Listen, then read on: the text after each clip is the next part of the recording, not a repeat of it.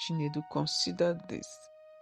He had already promised to protect Adora, but was there something more he needed to do? And what could that be? The elder placed a hand on Chinedu's shoulder. You must look deep within yourself, Chinedu. The answer lies in your heart. When the time comes, you will know what to do. Chinedu nodded, though he still felt unsure. Time was running out, and the spirit was growing more dangerous. But he has no choice but to trust in the silent promise and hope that it will guide him when the moment arrived. Over the next few days, the atmosphere in Umokpara grew increasingly tense. The villagers noticed a change in the weather. Dark clouds gathered over the village, and the air felt thick with foreboding. Chinedu knew that something was coming, something terrible. Adora too could feel the growing danger. She stayed close to Chinedu, trusting him to keep her safe. But there was a sadness in her eyes, a sense of resignation that Chinedu couldn't shake. One evening, as they sat together in the small living room, Adora turned to Chinedu with tears in her eyes. Chinedu, if something happens to me, promise me you won't blame yourself, she said softly. Chinedu looked at her, his heart aching. Nothing is going to happen to you, Adora. I made a promise to your grandmother and I intend to keep it. I won't let anything happen to you. But Adora shook her head. There is so much you don't know, Chinedu. I don't want you to suffer because of me. If the spirit comes for me, if it's too strong, promise me you will let me go. Chinedu felt a lump in his throat. How could he make such a promise? How could he let Adora go when he had vowed to protect her? But looking into Adora's eyes, he saw the depth of her fear and knew that she needed his reassurance. I promise, Chinedu said quietly, though his heart rebelled against the words. As the storm outside grew stronger, Chinedu felt the weight of the promise he had made. He didn't know if he could keep it, but he knew that the time was drawing near when he would have to try. The storm hit with a full force that night. The wind howled outside and the rain poured against the windows. But inside the house, it was eerie quiet. Chinedu and Adora sat together, waiting for the inevitable. Suddenly, the door burst open, and the shadowy figure from before stepped into the room. It was Obinna's spirit, his face twisted with rage and determination. His eyes locked onto Adora, and he began to move towards her. Chinedu jumped to his feet, placing himself between Adora and the spirit. You won't take her, he shouted, raising the machete. But the spirit was unfazed. It reached out, its hand passing through Chinedu as if he were made of air. Chinedu stumbled back, his body suddenly weak and trembling.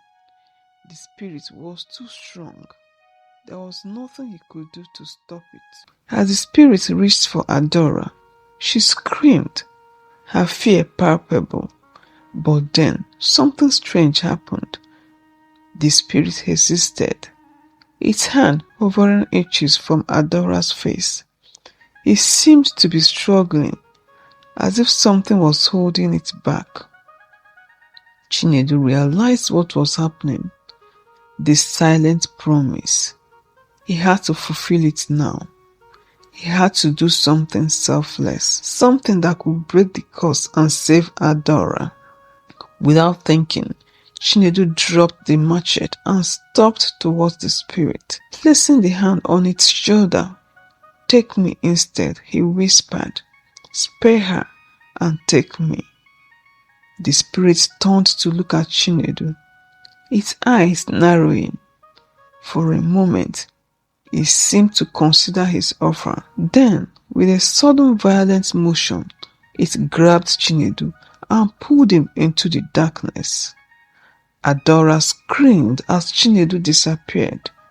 The room suddenly cold and empty. The spirit was gone, but so was Chinedu. She was alone. Adara sat in the dark, her heart pounding with fear and grief. Chinedu was gone, and she had no fear where the spirit had taken him. Tears streamed down her face as she realized that he has sacrificed himself to save her. But she couldn't just sit there and do nothing. Chinedu had promised to protect her, and now it was her turn to protect him. She had to find a way to bring him back. Adora remembered what Nze Ikenna had said about the silent promise. It was an act of selflessness, something that could only be done by someone who truly cared. Chinedu had fulfilled that promise, but perhaps there was another way to break the curse. She needed to speak to Nze Ikenna again. Maybe he will know what to do. Wiping her tears, Adora stood up and grabbed her coat. The storm was still raging outside, but she didn't care. She had to find a way to save Chinedu, no matter what it took. Adora made her way through the storm to Nze Ikenna's house.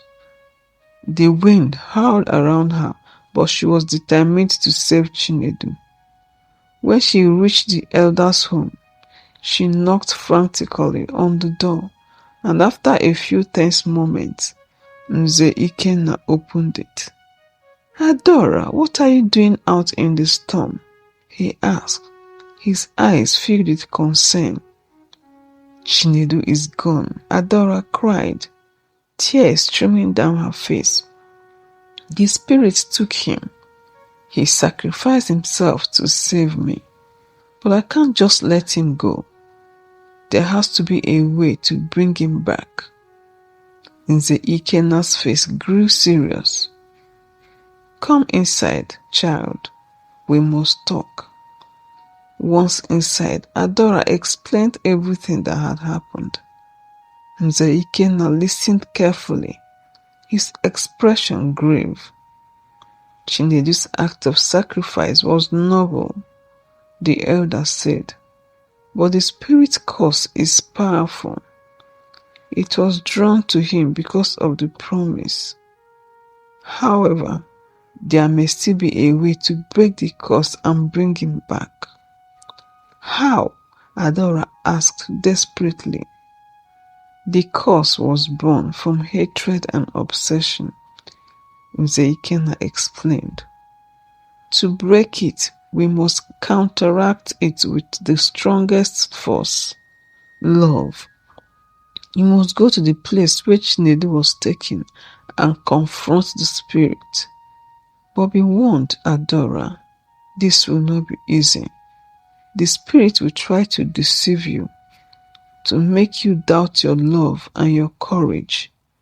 But if you remain strong, you can free Chinedu and end the curse once and for all." Adora nodded, her resolve strengthening. "I will do whatever it takes to bring Chinedu back." The elder gave her a small talisman, a charm made from old beads and feathers. "This will protect you from the spirit's illusions. Keep it close. And remember, your love for Chinedu is your greatest weapon." With the talisman in hand, Adora set out into the night, determined to save the man who had sacrificed everything for her. Guided by the elder's words and the talisman, Adora walked through the storm, heading towards the forest on the outskirts of the village. This was where she believed the spirit had taken Chinedu. The trees loomed tall and menacing, their branches swaying violently in the wind. But Adora pressed on, her heart filled with determination. As she entered the forest, the wind seemed to die down, leaving an eerie silence in its wake. The only sound was the crunch of leaves beneath her feet. She clutched the talisman tightly, feeling its warmth against her skin. Suddenly, she heard a voice, Chinedu's voice, calling out to her from deeper in the forest. Adora, help me! Adora's heart leaped in her chest, but she remembered Nzeikena's warning. The spirits would try to deceive her. She couldn't trust what she was hearing, but the voice was so real, so desperate. Chinedu, she called out, her voice trembling. Adora, I am here. The voice responded, closer now. She followed the voice, but with every step, the forest seemed to grow darker, the trees closing in around her. Fear gnawed at her, but she forced herself to keep going. She had to save Chinedu. After what felt like hours of walking, she reached a clearing. In the center stood a tall, shadowy figure, Obina's spirit, and beside him, bound and helpless, was Chinedu. Adora, help me, Chinedu cried, his voice filled with pain. The spirit turned to Adora, its eyes glowing with malevolent glee. You've come to save him, it hissed. But are you willing to sacrifice yourself for him? Do you love him that much? Adora felt a surge of anger.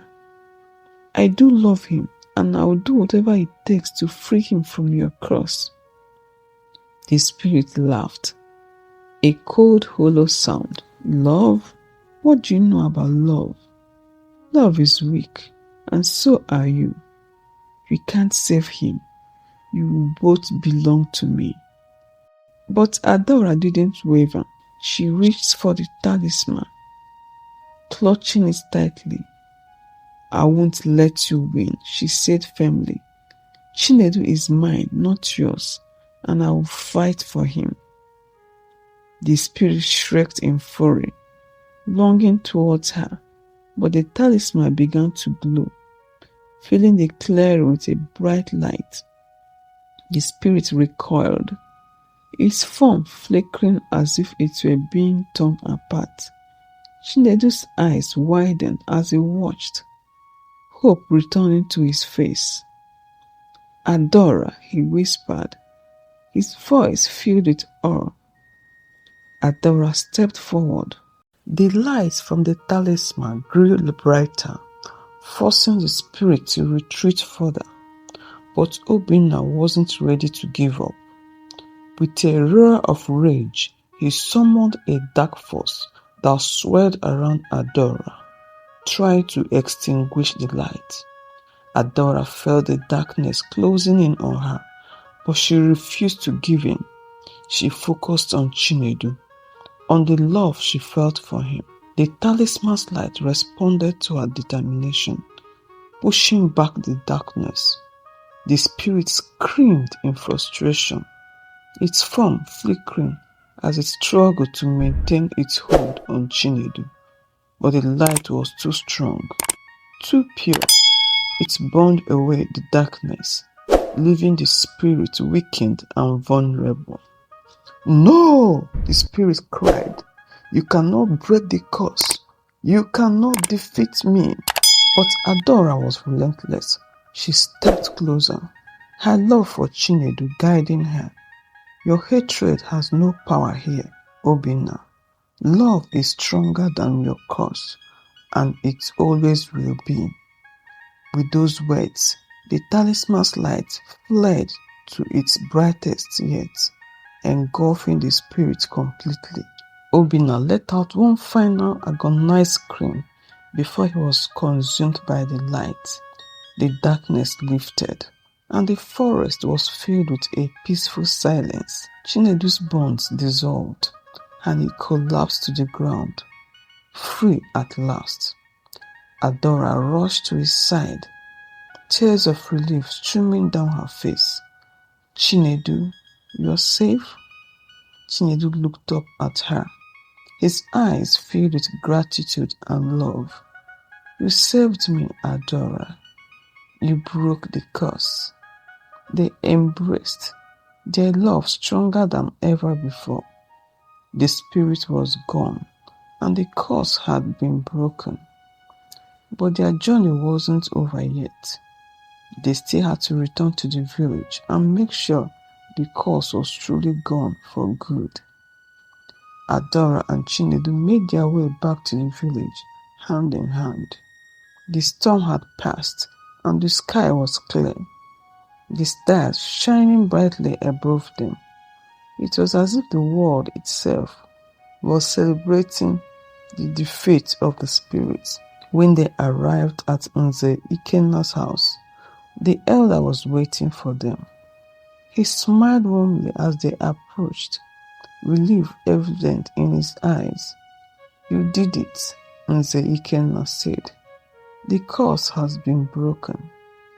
Adora nodded, still holding Chinedu's hands. "It's over. Obina's spirit is gone." Nze Ikenna's smile grew wilder. "You both showed great courage. Love truly is the strongest force in this world. Now the village can finally be at peace." Chinedu turned to Adora, his eyes filled with admiration. "You were amazing, Adora. You saved me, and you saved the village. I don't know how to thank you." Adora smiled, her heart swelling with love. "You don't have to thank me, Chinedu. I did it because I love you." They stayed with Nze Ikenna for a while, discussing what had happened and how the village would move forward now that the curse was gone.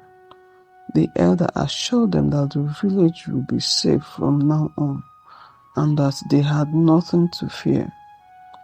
But as they left Nze Ikenna's house and walked back to Adora's home, Chinedu couldn't shake the feeling that something wasn't quite right. The curse was gone, but the memory of the spirit's final words lingered in his mind. "You cannot break the curse." But they had broken it, hadn't they? Chinedu pushed the thoughts aside, determined to focus on the future. With the curse broken, life in Umokbara began to return to normal. The villagers, who had sensed the dark presence in the air, now felt a renewed sense of hope and peace. The crops began to grow again. The animals returned to their usual routines, and the children played in the street without fear. The crops began to grow. The animals returned to their usual routines, their bonds strengthened by the ordeal they had endured together. They spent their days helping the villagers rebuild what had been lost during the time of darkness, and their nights were filled with whispered conversation and shared dreams of the future. But even as they planned for a future together, a lingering doubt remained in the back of Chinedu's mind. He couldn't forget the spirit's final words. "You cannot break the curse." What if the curse wasn't truly gone? What if there was more to the story than they realized? As they were walking through the village, Chinedu voiced his concern to Adora. "I can't shake the feeling that something is still wrong," he said quietly. "What if Obina's spirit wasn't completely destroyed? What if Obina's spirit wasn't completely destroyed? What if there is still more to discuss?" Adora squeezed his hands reassuringly. "We face the spirit together and won. Whatever comes next, we will face it together too." Chinedu smiled, but the unease in his heart remained. He knew they couldn't afford to be complacent, not when so much was at stake. That night, Chinedu was restless. As he drifted off to sleep, his mind was filled with troubling thoughts. He dreamed of a dark, endless forest where the trees seemed to whisper secrets in a language he couldn't understand. In the dream, he walked through the forest, searching for something or someone, but he didn't know what it was. The trees closed in around him, their branches twisting like claws, and the whispers grew louder, more urgent. Suddenly, he saw a figure standing in the distance. It was Adora, but something was wrong. Her eyes were vacant, her expression blank. She was surrounded by shadows that seemed to pull at her, trying to drag her into the darkness. Adora! Chinedu shouted, running towards her. But no matter how fast he ran, he couldn't reach her. The shadows closed in, swallowing her whole. Chinedu woke up with a start, his heart pounding. He sat up in bed, gasping for breath. It was just a dream, he told himself.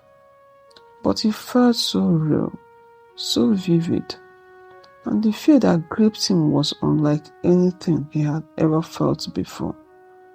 He knew he had to tell Adora about the dream, but when he turned to her, she was still asleep, her face peaceful.